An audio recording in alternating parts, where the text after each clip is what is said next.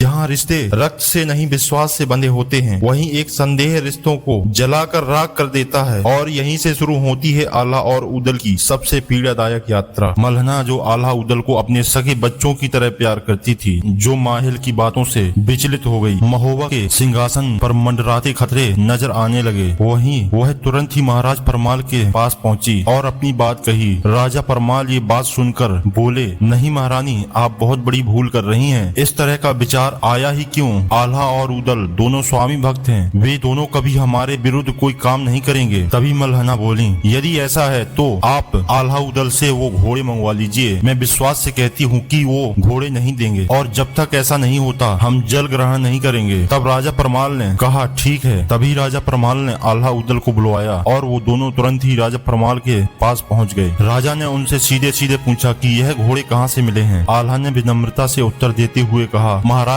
देवनिधि ने इन 5 घोड़ों को हमें दिया है, और ये अति विशिष्ट घोड़े हैं और यह उड़ान तक भरने में सक्षम है। उनके नाम है पक्षीराज, मृगराज, राजसुजान, मनवेग, पवनवेग। ये घोड़े हमारे लिए अनमोल हैं। राजा परमाल ने आदेश दिया कि ये घोड़े तुम्हें हमें देने होंगे, अन्यथा तुम दोनों भाइयों का महोबा में कोई स्थान नहीं है। राजा की यह बात सुनकर राज दरबार शांत हो गया। तभी आल्हा ने दुखी मन से कहा, महाराज, हमें यह कहने में अत्यंत पीड़ा हो रही है कि आप हम पर संदेह कर रहे हैं। ये घोड़े युद्ध के लिए नहीं खरीदे गए। हमें नहीं पता कि अचानक आपको ये सब कैसे हुआ, लेकिन इस संदेह के माहौल में हमारा दम घुटता है। कृपया हमें आज्ञा दें। फिर वह राज दरबार से निकलकर सीधे अपनी माँ देवलदे के पास पहुँचे और कहा, माँ, जिन्हें हमने हमेशा पिता समान समझा, उन्हीं को आज हम पर विश्वास नहीं रहा। जिस राज्य के लिए हमारे पिता और चाचा ने अपने प्राणों की आहुति दे दी, वही राज्य आज हमसे स्वामी भक्ति का प्रमाण मांग रहा है। अब हमारा यहाँ एक पल भी रुकना मृत्यु के समान है। तभी माता देवलदे ने शांति पूर्वक कहा, पुत्र, जब समय संबंधों से प्रबल हो जाए तो समय के बताए रास्ते पर ही चलना उचित होता है, लेकिन संबंधों को एक अवसर और देना चाहिए। एक बार और अंतिम बार महाराज से जाकर मिल लो। माता देवलदे की यह बात मानकर आला फिर से अंतिम बार महाराज से मिलने गया और उन्होंने जाकर अपनी माता की उन बातों को दोहराया। तब राजा परमाल ने पूरे दरबार के सामने कहा, यदि तुम राज्य में रहोगे तो